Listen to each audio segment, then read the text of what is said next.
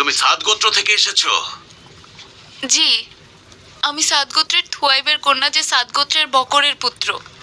আমার নাম হালিমা, উনি আমার স্বামী হারিস, কোলে আমার ছোট পুত্র। আমার নাতি মুহাম্মদ এতিম, যে মায়ের পেটে থাকতেই বাবাকে হারিয়েছে।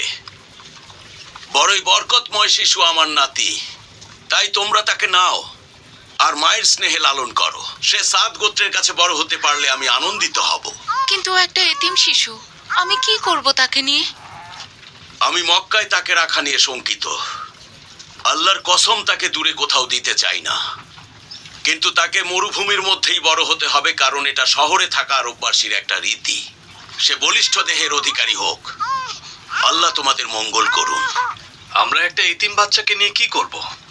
আমরা খুবই গরিব, অনর্বর ভূমিতে বসবাস করি। সব সময় আমাদের বেঁচে থাকার লড়াই চলে, যতক্ষণ না আমাদের ক্ষুধা গ্রাস করে। দুধ কিংবা মাংস খাওয়া তো আমাদের কল্পনারও বাইরে। শান্ত হও বাবা, শান্ত হও। কাবার মালিক নিশ্চয়ই তোমাকে রক্ষা করবেন। ও তোমার বাচ্চা? হ্যাঁ, আমার। মোহাম্মদ ওর মতো ছোট একটা বাচ্চা। ওকে নিয়ে যাও, ওরা দু ভাই একসাথে বড় হবে। বিশ্বাস করুন, আমি আপনাকে নিরাশ করতে চাই না। আপনাকে দেখেই আমার মনে হচ্ছে আপনি খুব ভালো একজন মানুষ। কিন্তু আমার কি করার আছে বলুন? আপনি দেখুন না, আমার বাচ্চাটা ক্ষুধায় কেমন চিৎকার করছে। আমার বুকে তার জন্য যথেষ্ট দুধ তৈরি হচ্ছে না। আমি নিজেই জানি না আমি কি করব। ঠিক আছে, তোমরা যাও। আল্লাহ তোমার মনের আশা পূর্ণ করুক।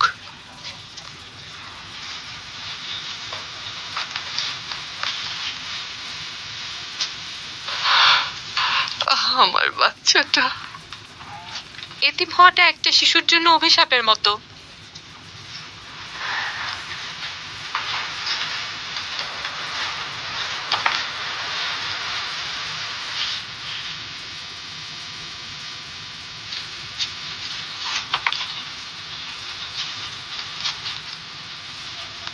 তুমি কোথায় যাচ্ছ হালিমা?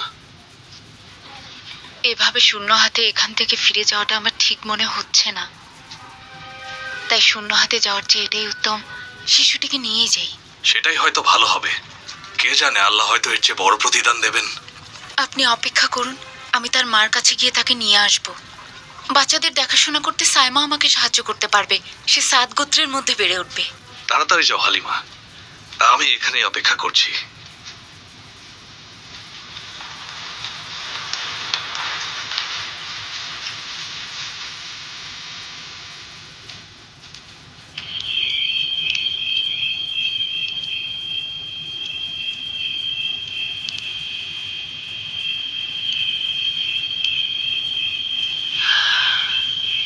এদিকে এসো বারাকা।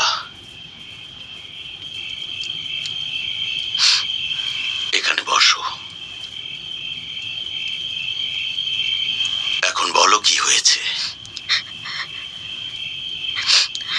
ওনারা মোহাম্মদকে নিয়ে গেছেন। মুহাম্মদকে তো ধাত্রী হালিমার কাছে দেয়া হয়েছে বারাকা। সে সুস্থ সবল মানুষ হিসাবে সাত গোত্রের কাছে বেড়ে উঠুক। মক্কার এই অন্ধকার যুগে আমরা তাকে নিয়ে খুবই শঙ্কিত আছি। তুমি কি চাও না সে একজন সুস্থ সবল মানুষ হিসাবে বড় হয়ে উঠুক? হ্যাঁ, তার জন্য জীবনও দিতে পারি। খুব মনে পড়ছে ওকে। আমি ঘুম থেকে উঠে ওকে খুঁজছিলাম। যখন দেখলাম ও নেই, তখন থেকেই আর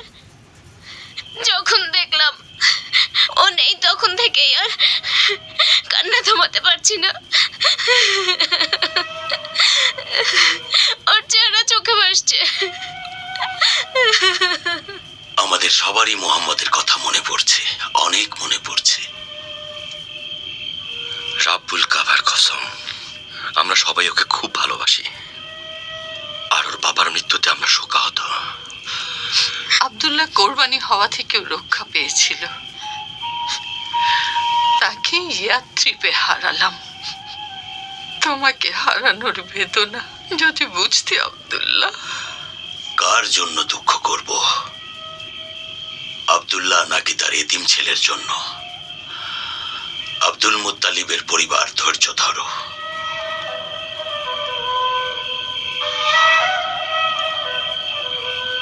বিশ্বাস করো উম্মে ইকরাম, আমি একটা কারণেই শিশুটাকে নিয়ে এসেছি। সে এতিম, তাকে কেউ নিচ্ছিল না। আমি তাকে নিয়ে ফেরার উদ্দেশ্যে রওনা হলাম। তাকে আমার বুকে ধরে রেখেছিলাম। হঠাৎ দেখি সে আমার দুধ পান করছে, তার পূর্ণ পরিচিপ্তি নিয়ে। তারপর আমার বাচ্চা পান করলো, যতক্ষণ না সে পরিচিপ্ত হলো।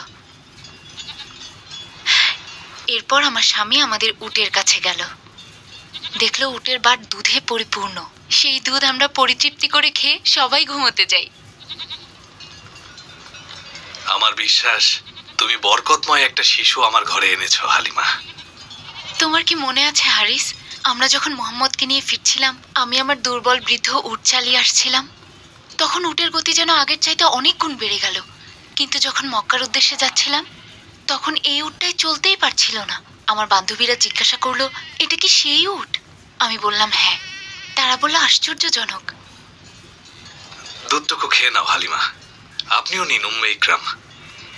তারপর শুনুন, আমরা আমাদের সাত ভূমিতে আমাদের বাড়িতে আসলাম। এই ভূমিটা তো কিছুদিন আগেও আমার দেখা সবচাইতে অনুর্বর ভূমি ছিল উম্মে ইকরাম। আমি কি মিথ্যা বলছি? ঠিকই বলেছ হারিস। তোমার কি মনে নেই আমাদের অবস্থা? হ্যাঁ, মনে আছে। আমরা যখন আব্দুল্লাহর পুত্র মোহাম্মদকে নিয়ে এখানে ফিরে এলাম, আমাদের সবকিছু কিভাবে যেন পাল্টে যেতে শুরু করলো। আমার গবাদি পশুগুলোকে ছেলেদের সাথে মাঠে ঘাস খেতে পাঠাই, ফিরে আসে দুধে পরিপূর্ণ হয়ে। আমরা সবাই পরিচিপ্তি নিয়ে পান করি। যেখানে সাত গোত্রের অন্য কেউ এক ফোঁটাও দুধ পাচ্ছে না, তারা তাদের রাখালদের কি বলে জানো? তোমরা যাও, অনুসরণ করে দেখো হালিমার পুত্ররা কোথায় পশু চড়ায়। মোহাম্মদ আমাদের জন্য সৌভাগ্য এনেছে। ও এখন কোথায়? ও ভাইদের সাথে পশু চড়াতে গিয়েছে। মাত্র 2 বছর বয়স, অথচ দুধ ছাড়িয়ে দিয়েছি। এই বাচ্চাটা আমাদের কাছে আমানতের মতো হালিমা।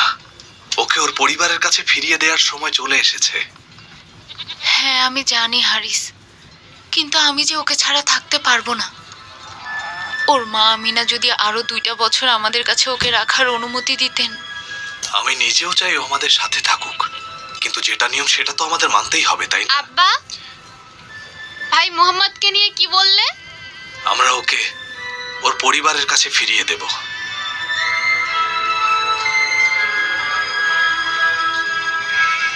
আমি জানি ও চলে গেলে ওর ভাই বোনেরা কত কষ্ট পাবে, বিশেষ করে ওর বোন সাইমা। সাইমা মোহাম্মদকে অনেক বেশি ভালোবাসে।